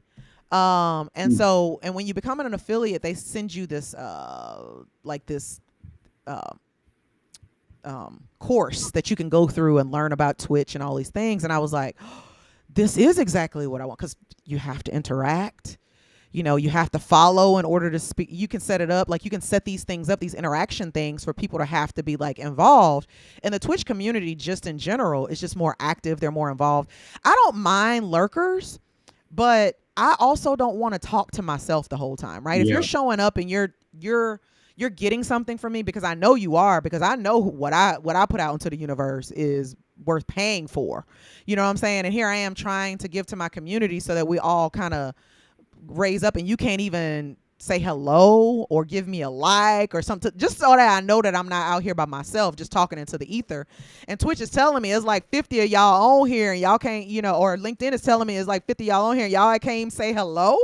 You know what I'm saying? I'm like, bruh, no, I don't like that. So Twitch was a different platform. I jumped on there and I fell in love with it. And so Repped in Tech started out for us to build a community here in Nashville, like I said, for us to start teaching, because I'm an educator. But what I realize is education separate from tech and tech separate from education, I don't like. I need to have those merged together. So I started a program called Code Snacks, because I love to cook. Where I cook and I code, or I cook and we're doing some kind of tech program, and that took off. And I was like, oh my gosh, because I felt like I could be authentic. I was being myself. Okay. People loved it. And now I do the live stream and things of that nature. And so what I've learned from that, 2024 is going to be completely different. But what I've learned is that I have the ability to empower people, because there are so many people who are going to start live streaming or starting their own things because they see me doing, because I'm doing it in public. They've seen me fail. Like my office, you see how beautiful it is? My Twitch community helped me put this together, right? They helped me put my office together. I've ordered the stuff that we've ordered together, and I put it together online, and we say yes or no, we send it back or we keep it, right? And I'm doing it cheap. I'm trying to do it as cheaply as I can. And so I'm like, how can I give back to the community? Well, I can help people become representatives of themselves by empowering them, not only with the ability to do the thing, but by gifting them cameras and gifting them knowledge and gifting them the things that they need in order to represent themselves, so they can start to build their brands. And that's really how we're going to start to change the face of tech. So Repped in Tech started as this ancillary kind of thing where, like, hey, you come take a class from Dr. T, which is not really what I wanted, but it's like, okay, this is the only thing I have to offer my community at this time, into this whole kind of like movement that says, hey, we're going to be a community of people who are going to create media. We're going to shift the tech landscape by interacting and showing people that we actually know. So when we walk into those rooms, nobody says, are you in tech? Right. Yeah. So that's what Repped in Tech is to get us repped in tech. That's it. Absolutely. That's all of it. So I like the fact that you're doing something authentic. Like I kind of feel like YouTube and stuff like that now, a lot of it is artificial. They got the extreme titles, and everything's like clickbaity. So for you to be able to have the courage to do something authentic, like what made you want to mix like cooking and coding? Because they're my two favorite things, and that's usually what I'm doing. So I was like, I need to be making Twitch. I need to be on Twitch. But what am I going to do? Like, I don't want to do the podcast, because that's not that's something I have to plan. Like, what am I going to do? And every day after work, I love to cook. I cook I would cook I don't cook every day now, because my job actually is in the evening sometimes. But when I'm not working, I'm cooking. And usually I'm coding while I'm cooking. I'm building something, and I'm cooking, and I got my music going, and I got my wine, and I'm just doing my thing. And I was like, I wonder if anybody will watch this. So I started watching Twitch and started watching people cooking. And I was like, oh, they're not culinary experts, or they're sewing, or they're doing something completely unrelated. And people are watching them and like enjoying them, and they've been in the community. So I was like, okay, well, why don't I try this thing? And let me tell you, my first video, I did not live stream it. It is the shittiest video you have ever seen. The camera is like way over here. I'm yelling across the room because I'm trying to cook, and it's a hot mess. But I said, no, I'm doing this in public. I'm going to leave that live so people can see. This is what the first thing is. Look, this is what it looks like today. But this is where I started. I didn't know what I was doing. I didn't even know. The first time I went live on Twitch, I didn't even know I was live. Like, that's how crazy it was. And I had so many people jump on because they were like thinking, this lady's crazy as hell. Like, she don't even know and that's how, like, I started to gain attention or whatever. And I was like, I can really be myself. And so cooking and coding is myself. That's what I do on a daily basis. And so what I've decided is I'm going to not create programming that's going to generate likes or Yeah. make people. I'm going to just be myself because I, like Denzel Washington say on Remember the Titans, I don't hear no music, I don't dance. You know what I'm saying? Mhm. I don't mumble. I'm not about to be out here, you know, playing no role for nobody. You Yeah. gonna get me the way that I am, because that's what we need in tech. We need people to show up as they are, and the only way we're gonna do that is by showing them that. So when you come to my live stream during the day, I be live streaming during the day. I'm doing me. You seeing me in my natural habitat, and that was hard as hell for me to put a camera up while I'm doing, you know, the things that I'm doing, whether it's picking my nose or, you know what I'm saying, or having a Mhm. panic attack or going off on somebody in a meeting. You know, nobody Yeah. can hear me, but they can see what I'm doing. And I'm like, oh my gosh, now to the point where it's gotten natural, and it's something for me that I look forward to, because I'm like, the DMs and the comments and the whispers, that's what they call them on Twitch, whispers. The whispers that I get from people who are so encouraged by the fact that I'm doing the things that I'm doing. And I'm sitting over here like, I was so scared to do this. Could you imagine if I allowed that fear to not let me actually do it? What would have happened? Mhm. Like, you know, and so literally, I love it. And this is all I want to do. I want to be a professional streamer at 45 years old. I want Mhm. to be a professional streamer, mom. Yeah. You know, so Mhm. so what I want to do is so Repton Tech is turning, we're actually getting our nonprofit status, because we want to create a thing that promotes uh, streamers, that helps them get off the ground, you know, get them up and running.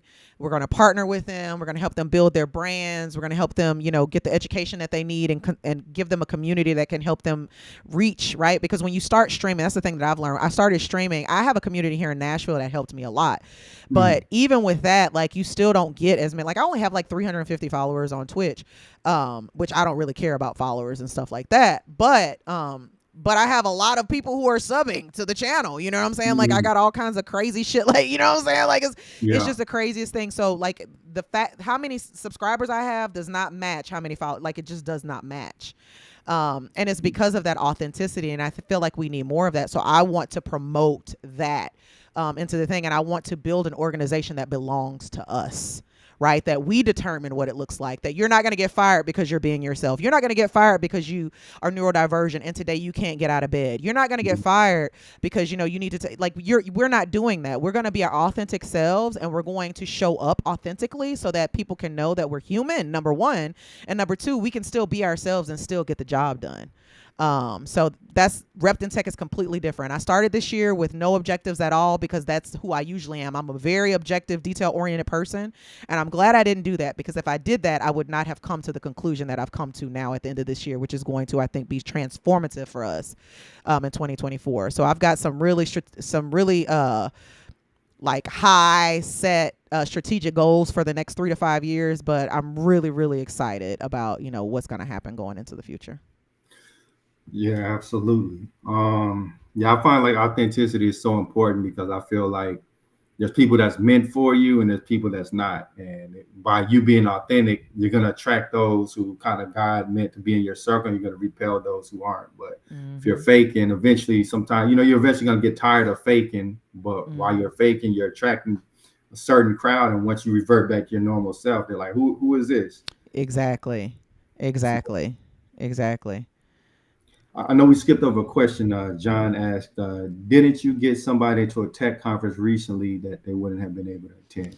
Yeah, I did. Well, I say I did. The Repton Tech community did that. So as you know, I work jobs. So the money that we make from Twitch or we make from merch or whatever, I turn right back around and put that into the community. And so, the budget or whatever that thing is, you know, so if two people sub, because you get 50% of the subs on Twitch when you're an affiliate, and so, like, I think it costs like $5 or $6, so you get like $3, $2.50, something like that. So for every two subs, we give away subs, so Mhm. we're constantly feeding it. And then I'm like, well, you know, because like right now we're working with 300 and something, so I'm like, we don't even really have that many people in our community, so it doesn't make any sense to keep dumping subs in there. How can we impact people in other ways? And we had a member of the community who is looking for a job, as a lot of us are struggling. And there's a big tech data tech conference here in Nashville, And I was like, you want to go to that? We were just on the stream. I was like, you want to go to that? I think I could probably make a phone call and get you into that. And I feel like that's the way we need to be with each other. We need to be willing to use Yeah. our connections with each other and say, hey, you need this. I can spot you on that. I can get you on this, or I can't get you that, but maybe I can get you this instead. I think, and the only way that I'm going to be able to build a community like that is if I model it. Right. I'm not going to Mhm. expect you to subscribe to our channel, because I say our because it's not my channel. It belongs to the Mhm. community. But you subscribe to our channel and I'm not going to, do anything in return, to support the community. That's just, to me, that's not being authentic. That's not being genuine. Mhm. So, especially since I know that I am very privileged right now. I have not been impacted by layoffs or anything yet. We did have a furlough where I was at, but and I voluntarily furloughed. But that's because I've been a really good steward of my money, Yeah. and I can afford to do that. And I did that so that other people didn't have to in my organization, because I care about people. I Mhm. care about where we end up, because together we're going to achieve more. And if we continue to look at ourselves as individuals in this race, then we're going to keep doing the same things over and over again. We're going to keep experiencing the same bullshit over and over again. We have to Mhm. take care of each other. We have to do for each other. Yep. And I don't see enough people modeling that. I see people building brands. They want recognition. They want to be, a top voice and all this other stuff like that.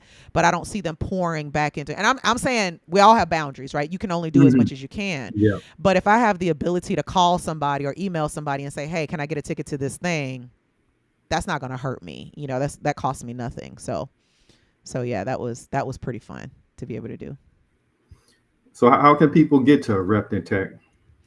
Yeah, so we are. Oh man. Okay, so I'm telling everybody to go to our twitch.tv /rept in tech, REPPED in tech, because right now I'm re-architecting our platform. So this year I was testing multiple platforms to figure out what I really wanted to do, how I want to do it, because at first I thought I wanted community, and then I thought I wanted courses, and then I thought I wanted this. And so we tested out Mhm. all these different things. And you're on Repflix, Yeah. you got a Yeah. page on Repflix. Well, I built that was an MVP that I built with WordPress. And I was like, you know what? I think this is actually where we want to go with this. So what we're going to do instead is we're actually going to build a platform. And so I'm going to hire some engineers, some designers from the community to come in and to gain some experience and to learn some things, under the tutelage of myself and Trinity. And we're going to build this thing out for the community. So that now we'll have that. But reptintech.com or reptin.tech is where you can find that. But if you go now, you're gonna be like, what the hell is this? Because I'm over there messing stuff up. I switched the DNS, it's pointing to the wrong spots and stuff. So just catch us on Twitch and follow us. And make sure notifications are on so that when I go live, Mhm. So yeah, we just have a good time. We have a really good time. So Reptin Tech. So, like somebody who wants to get their own thing started, what is some advice you can give them? Number one, figure out why you want to get started, because it's a lot of work. You know what I Yeah. mean? It is a lot of work, and you're not going to get rich from it. You honestly, you're probably not going to make any money at all doing this. So it has to be something that you're passionate about. You need to ensure that you are not trying to be a perfectionist. If you decide that your why is great enough and you feel like, you know what, I still want to do this, don't wait until you're ready. Just do it. Be like a tennis shoe and just do it. You don't need the best camera, you don't need the best Yeah. microphone, you don't need none of that. You just need a laptop and an internet connection. Do not play with it. I'm gonna get that video for that first cold snacks, and y'all gonna be like, I can't believe she put that on the internet. Yeah. Right? Because it does, and that's from somebody who has experience as a video person. Right. But I Mhm. said, Yeah.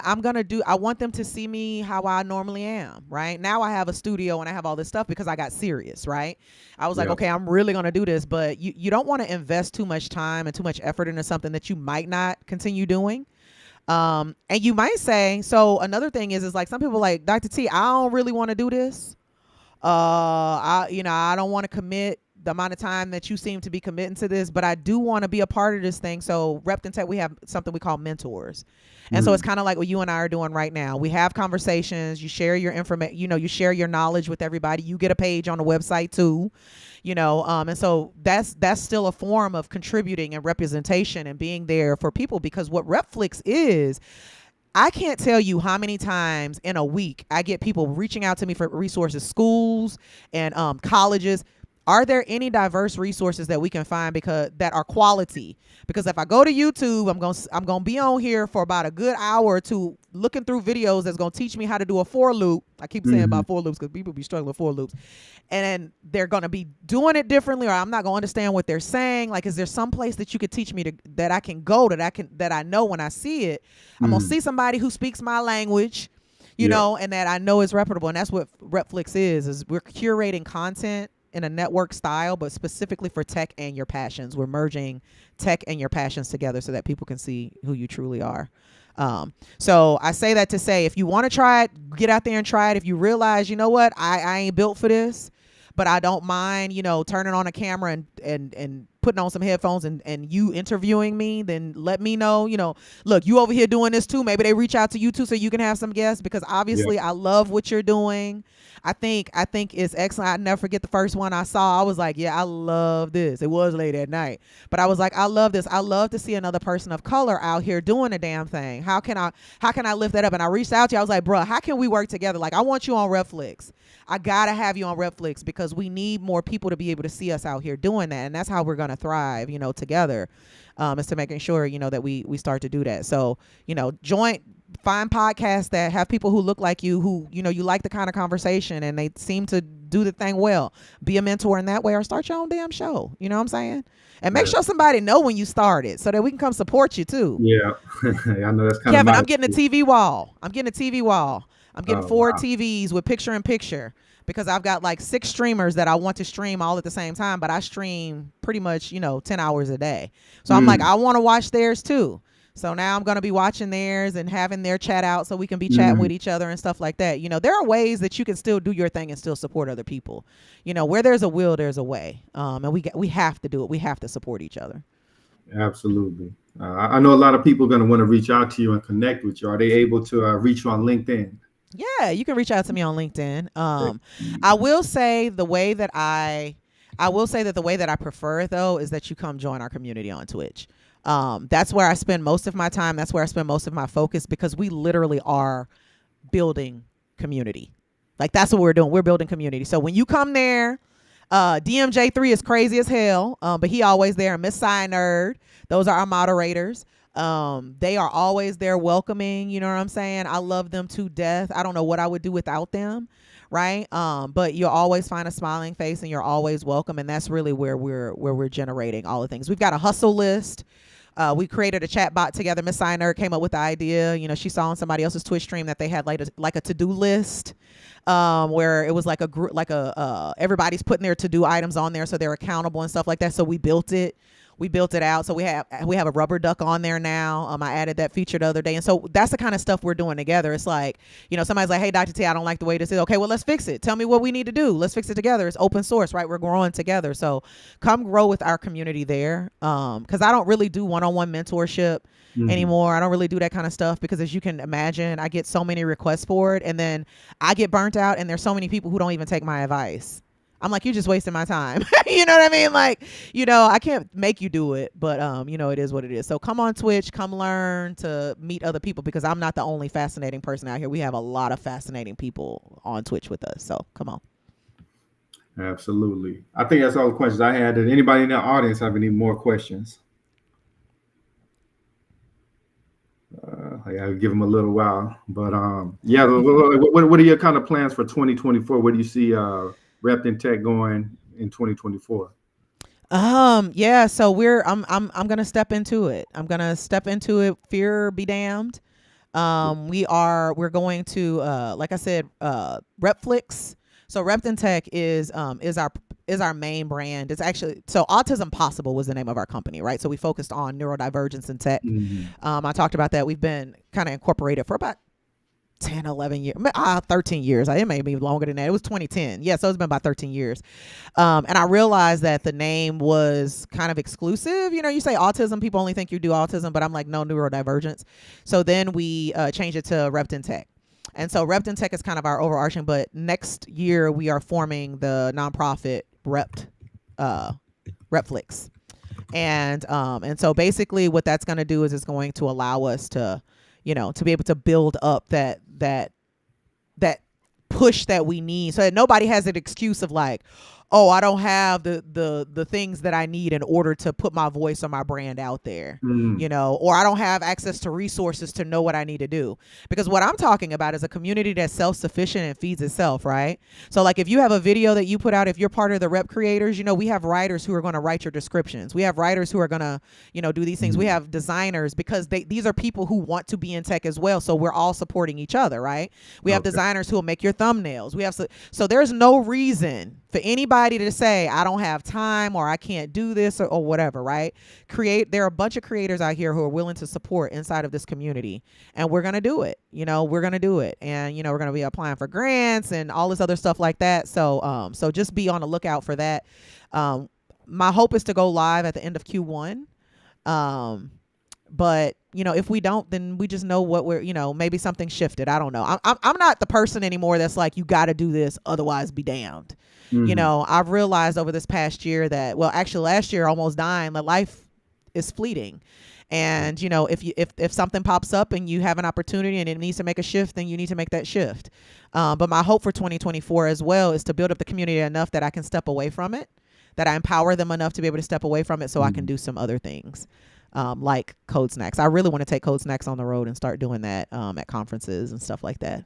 So I love it so much. So Absolutely. Yeah, let's kind of get into that point of if you want to talk about you almost dying and the kind of the realizations that life is fleeting, and you know it's not necessary. You don't want to burn yourself out. Like, our life isn't to make corporations money. You know what I'm saying? It is. We do need to provide for our families, but you know, it's not all work.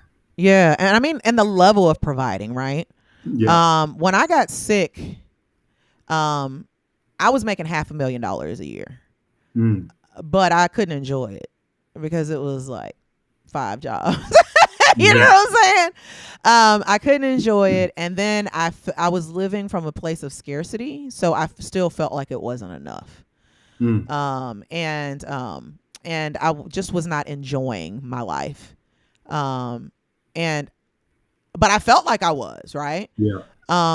And I had been, you know, dealing with just kind of like a debilitating illness for about 13 years.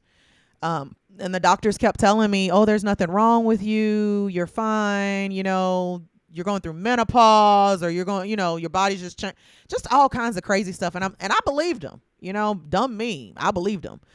And one day it just happenstance. I happened to go to this thing, and a lady was there.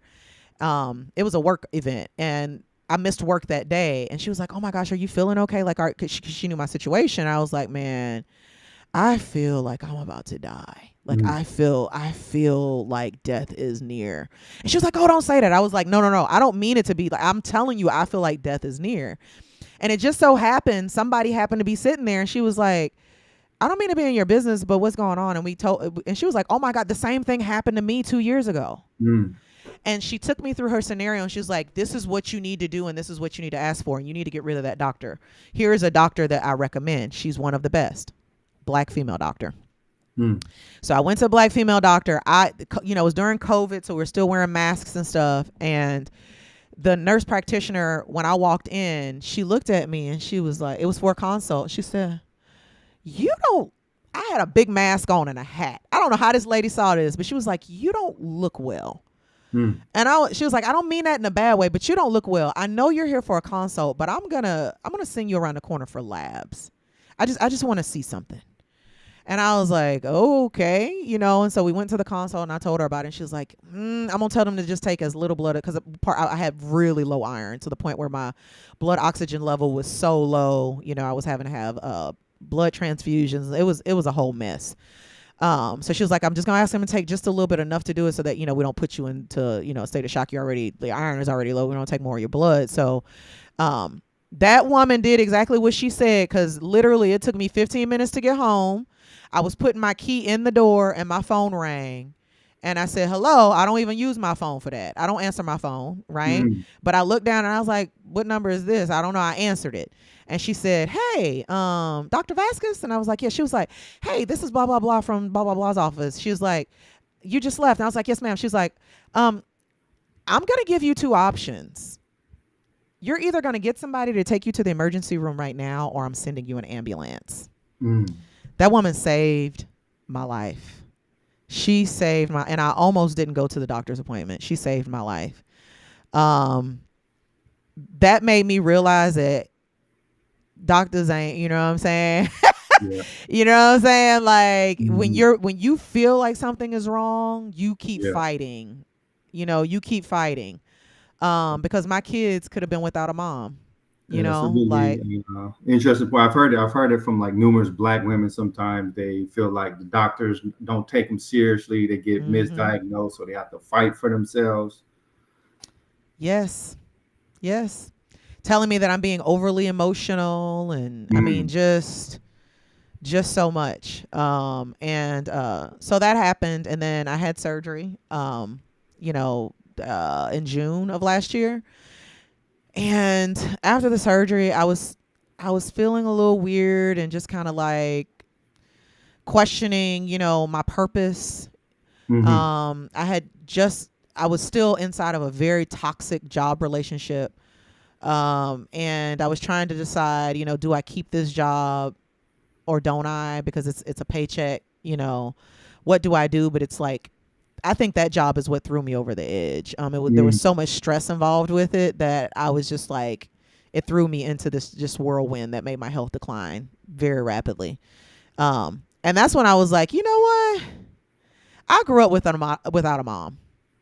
And I'm not gonna do that to my kids, not intentionally. Like, if it happens, it happens, but I'm not gonna knowingly put myself in a position to where I leave my kids motherless. Like, I'm just not gonna do that. So I quit all my jobs except for one, which was scary as hell. I went down to about a quarter of the salary Mm. I was making, which was also scary as hell, because y'all know, like, we don't leave no money on the table. But my quality of life just increased exponentially. Yeah. And I started to figure out the things that I love. Like, I love painting my nails. It's one of the most, when I'm borderline anxiety attack, doing my nails actually gets me out of it, because it gives me something to focus on. It's something that I have to be not too skilled at, but skilled enough, that I don't make a Hmm. mess. So it help, and it's a creative outlet for me. And so I've been doing my nails. I actually started a program called Nailing Tech, and I stopped doing it because I was like, now I feel like I'm working. When I do my Mm. nails, I don't want to feel like I'm working. I don't want to feel like Yeah. I'm live streaming. So now I just do them whenever I feel like it. Sometimes it's during the co-working stream or whatever. I love to cook. I've lost 85 pounds Mm. over the past 4 or 5 months. I've gotten my health back. I mean, things are just so different, and I wouldn't go back to that for anything at all. I put myself first. I put my mask on, and it has made all the difference. And I think that's one of the reasons why I can see more clearly about what I want to do with my community, because I've been active in my community for years, but I feel like I've just been hopping from thing to thing and never really finding my place. But Hmm. because I listened and allowed the silence to engulf me, it allowed me the time to really think about, what do I like, what do I enjoy. And so even this year, I've lost a lot of relationships because I don't cater to people anymore. I used to be a Hmm. yes person. I said yes to everything. This year I said no to everything. If it didn't please me or I didn't find joy in it, I quit it immediately. And I didn't care what anybody thought about it. And now I'm riding with my ride or dies, which is ultimately what I started this whole thing for, was to find that community. And what I was doing was building a community that was phony and fake when I wanted authentic. And then when I started Mm. to be my authentic self, then I started to get the community that I deserved. So I will encourage anybody to make sure that you're stepping in. That's why I keep saying, know yourself. To thine own self be true. I think that's Hamlet. Mm. That is so important because you can't know what you need if you don't even know who you are. So you got to start there. Absolutely. What was the transition like? Once you got out of that toxic work environment, you started getting your health back. Like, what really motivated you to say, "Hey, I'm going to focus on just doing what's good for me"? Um, I think it was because I realized too that I was so focused and involved in my kids' lives. Mm-hmm. But honey, they wasn't even thinking about me. You know what I'm Mm-hmm. saying? They've moved out and all this other stuff. And I'm like, wait a minute, when they're all gone, because I only got one left. When they're all gone, what am I gonna do? So Yeah. I'm like, let me relearn, let me get reacquainted with my husband, because this the person I'm gonna be with. Mm-hmm. Let me get reacquainted with the things I like so that I can tell him what I like, because he loves to please me, and he doesn't even know how. He's not been able to please me in the 25 years we've been married because I don't know myself enough to tell it. I didn't know myself enough to tell him what I wanted. Mm-hmm. Now he's able to please me at every opportunity because I know what I want. I know what I want, so it's Mm-hmm. made it easier on him. It's made our relationship a whole lot easier, even though my husband is my best friend. Yeah. And so, we've had, ups and downs. We've been married for 25 years. So we've had ups Mm-hmm. and downs, but this past year has been like, significant for us, Yeah. and I think I'm realizing too, like, he is worth me not working 5 jobs and stuff. Like, his company is worth that, like, Mm-hmm. we're married because we appreciate each other, and he loves me. He'll let me do whatever I want to do, basically. He's like, he supports me in everything, and I try to support him as much as possible. I'm not as nice as he is about it, though, because he's actually the opposite personality of me. And that's one of the reasons why I love him. But I'm like, he deserves to have a mate who's present, Yeah. who's there like he is for me, so let me go on and do that. And I have loved being that for him, so I'm Mm-hmm. just, and it's things that I never even thought that I would like. I'm like, who Yeah. wants to be like all up under each other and stuff, honey? We have date nights and sushi, what I'm saying? Mm-hmm. We be doing the thing, and I'm enjoying it. I'm loving every bit of it. So the switch for me was just like, in 4 years, I'm gonna have to do this anyway, so it's better I start now, because I'm not gonna have any more kids here, Right. like, Yeah. so start now. And actually too, we need our kids to see us putting ourselves first, so that they don't make the same Mm-hmm. mistakes that we make, that we made. And so my kids are, I see more confidence coming in them too, and they're involved in Repton Tech as well, which is Mm-hmm. very interesting. So, it's I don't know, it's just one of those things where I know that, as the black one, as the mother of the home, I dictate or determine the environment a lot, right? So most Yeah. mothers, and I'm like, okay, what kind of environment do I want my kids to be in, right? I've always tried to make it healthy, but is it healthy if I'm always up under them? If I'm always trying Mm-hmm. to cater to their needs, how are they going to make it, if I don't allow them to fail like I was able to do, or they don't see somebody living in their best life and making decisions for themselves. They're going to be staying a sorry ass job that they Yeah. hate because they saw me do it. But if they Mm-hmm. see me quitting every time that is not fulfilling me, then they're going to have the confidence to do it too. And I just think we just need to, allow young people to be able to see that. So that's really what made my decision for me. Absolutely. I'm glad to hear that, like, you really value your husband, because I know, especially in the black community, there's kind of a lot of, gender conflicts, like black Mm-hmm. man versus black woman, red pill and all of this kind of stuff going on. But, like, what were some of the strategies that you used to really keep your marriage going and keep everything healthy? We don't identify with gender roles. Okay. It's the necessity of what our family and what we need at that moment. And that's it. Like, that's literally what has kept us afloat. There's some times where he, exerts himself, which is not usual for him. So if he's exerting himself, I know that things have gotten real. You know Mm. what I mean? And I exert myself all the time, and so when I don't exert myself, he knows, oh, something has gotten real because she's not caring now, right? So, but we just have each other's backs. Like, that's what Mm-hmm. it is. You know, we made a commitment to each other that we were going to have each other's backs. And even though people, when we first got married, didn't want us to get married, they thought we were being dumb. They thought I was trying to, you know, take him for his money. Dude wasn't making no money. I mean, he was a teacher. You know what I'm saying? No shade, baby. I love you with all my heart if you listen to this. But you know, and so but I didn't know that I didn't want to be married. I didn't believe in the institution of marriage just because of Mm-hmm. what I had seen with my dad. And you know, I was pregnant. You know, we got pregnant, and I was like, I'm okay with being a, you know, us just being a single mom, or you know, us living. I don't really care about none of that. You know, Mm-hmm. because I feel like when I put my name on this piece of paper, it's a contract, and that means that, you know, I'm responsible for more than just myself and this kid. You know, Yeah. and I think a level of respect, because inside of relationships, things, you know, each person goes up and down. When I got laid off, I wasn't used to, even we had been married, I think 2016 and 19, we had been married for I think about 16 years at that point. Mm-hmm. And there was no way in hell I was letting him work and take care of me, because I had been drilled into me, you don't let nobody take care of yourself. And I Mm-hmm. was not about to not have a job, you know, but he was like, that's not what we're doing. We need to get your confidence back. You need to figure out what you need to do. You're going to go to this boot camp. You're not going to have you a job. I had a little side hustle. I was still teaching at Trevecca, but it wasn't a job. And he supported me through that, you know, and I support him through his things, you know. So we have to be able to help each other in the ups and downs. And that's just relationships. It's not just marriage. That's just relationships in general. And I think it's because he and I are the type of people who believe that. You know, we don't just talk about it, we be about it. And I think, you know, and that's the type of people I want to surround myself with.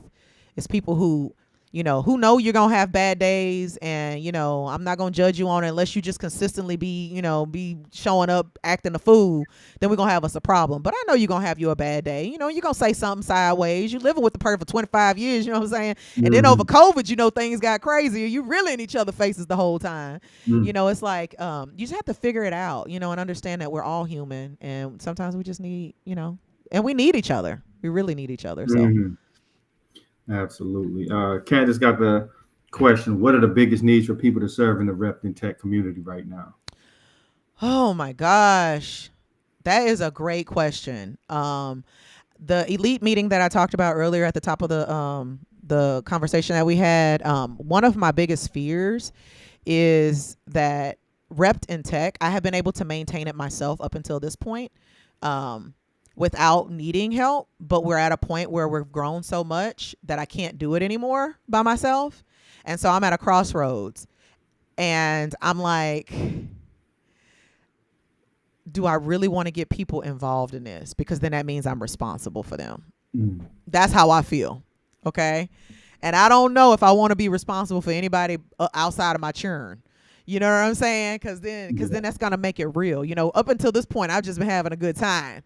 You know, but when you start having people that's responsible, it's like, you know, do it. And so I was talking to some mentors today in the LEAP program about that, and they were like,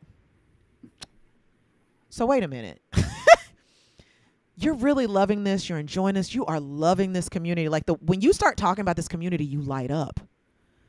Get out of your own way and just do it. Like, let them know what the risk is when they come and join you, because you're at the same risk and what you need and where you need to go. And then you go from there. So thank you for asking that question, Candace, because I'm just going to do what they told me to do. I need social media and community management. I need course development. I need graphic designers. I need video editors.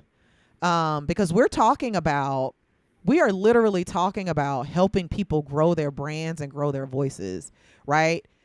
To me, it's almost like a boot camp. You know, when you go to a boot camp and you're trying to learn how to code, these people are trying to build up their thing, and we want to remove all of the obstacles that they would potentially have, right? By teaching them how to become self-sufficient in certain areas. But as I know for a fact, even though I'm capable of doing all of these things individually, it's hard as hell. And Kevin, you probably know this too. When you do these things, if you had to go Yeah. back and edit them, and then you got to make social media clips from them, and you got to do it that, and then you Mm-hmm. got a real job, bro. That's a lot of work. You know what I'm saying? That's Yeah. some work. So it's gotten to the point now where I'm producing so much media, I can't maintain it. And we have a community called Grid Hub that people have joined. I've had like 300-400 people in it, and I don't even do nothing in it because I don't have time, right? So I'm like, I need people who are passionate about that. I'm passionate about learning. from me and from other people and from each other. I'm gonna try to pay everybody. It's not gonna be, I'm saying, top shelf. But because I believe that, you should get paid for work, but I also believe that the residuals that pay won't be able to get the other things that you'll gain from it, will potentially help you too. So yeah, my dire need right now is those things: social media, video editing. I have a graphic design team. My daughter and a close friend of mine is kind of supporting that, but he wants to help people learn to become UX UI designer. He is brilliant. He has done all of the Rep and Tech stuff, and I need somebody to help me with the bookkeeping, bro. I got QuickBooks and I don't know what the hell I'm doing, honey. Mm. QuickBooks keep yelling at me, keep sending me emails. So I need some bookkeeping. So if you know somebody who wants to get paid but understand that sister is working, so I picked up another job so that I can start to, because I ain't trying to dip into any of my kids stuff that I have set aside, Yeah. or my retirement for this. So I picked up another job, that's a little freelance position so that I can start to grow this and start to build this thing out. So I definitely, we definitely need help with those things. And the Discord. The way the Discord is going to be built out is going to be, it's Rept and Tech's Discord. So if you are a Rept and Tech creator or partner, whatever your show is. So Candace, if you make a show and you call it Candy Devs, right? And you're like, you know what? I can't maintain a Discord by myself because ain't nobody got time for all of that stuff. I'm just being honest with you. We share the Discord. It belongs to all of us. And you have a section that is for for the people who subscribe to your thing. And that way we're sharing users, we're sharing all these different things. We're sharing the resources so that we don't have to go out and pay people to do this, right? We're supporting each other and we're bartering these things because that's the only way we're going to make it. Like, why are we all having our own? For the life of me, I don't understand why everybody has their own Discord, while everybody has their own, like, I understand. I guess I can understand why everybody has their own Twitch channels because you can monetize and, you can make some money off of that until you become partner and you can join, like, teams and stuff like that. But like all these other free tools and stuff, like, why are we doing that? As a community, we should be like putting that together and saying, okay, we're going to share this thing so that we can support each other. And then when you get big enough, if one of us makes it big, because when one of us make it big, we all do, then you can branch off and start doing your own thing because you've learned a lot, and then you can actually come back and mentor the people who are coming back through, things of that nature. I think we need to create a self-sustaining environment, but that's the greatest need for me right now. Yeah, interestingly enough, I actually had like an idea of creating like a podcast network, and having like people with all the other skills. I hate writing descriptions and copy and stuff, Mm-hmm. So having someone I can lean on to do that, and we all collaborate, I think that'll be a great thing. Yeah. Kevin, let me tell you something. That's the way it works, because here's the thing. If Kevin says, I want to take a month off, Kevin should be able to take a month off. Because he has somebody who says, you know what, I got this month. I got it. And you don't miss anything, you don't lose anything, because all the social media is still being posted, right? We're all supporting you.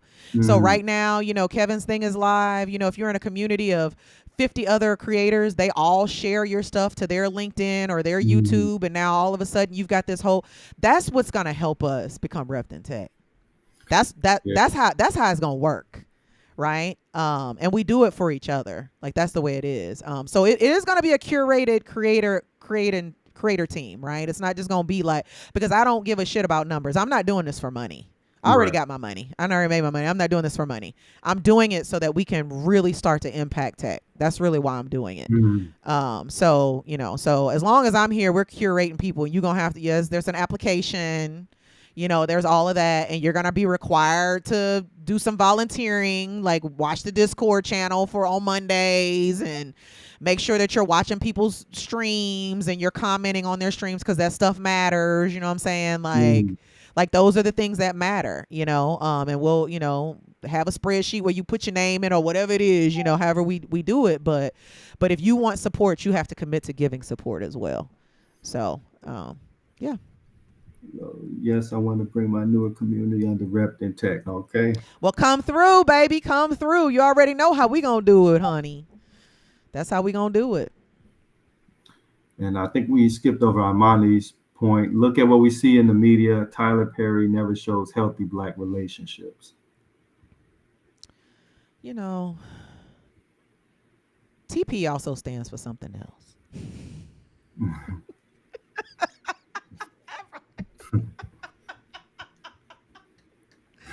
Don't listen to me. You know what I'm saying? Tyler Perry out there living his best life. You know, he a New Orleans boy too. You know, he doing Mm, whatever he need to do. But yeah, he's doing what media, you know, he's placating to the audiences. He's doing mm, whatever he needs to do, whatever he feels to be successful. And to him, that might not go against his ethics. You know, everybody has different ethics, and things of that nature. I do agree too that he does contribute, you know, to the black community, in certain ways as well. mm, So, you know, sometimes you got to take the good with the bad. Somebody told me today, they were like, Dr. T, I really, really, really want to support Repton Tech, but I do not want to make a Twitch account because it is on Amazon, and I do not believe in Amazon. mm. I need your advice because I know you're on Twitch and I noticed that and the other. And I was like, baby, you got to do you. You know, I'm not going to tell you to make an account. And they were like, no, I really want your opinion on it. I was like, baby, look, sometimes you got to use the devil's tools in order to defeat the devil.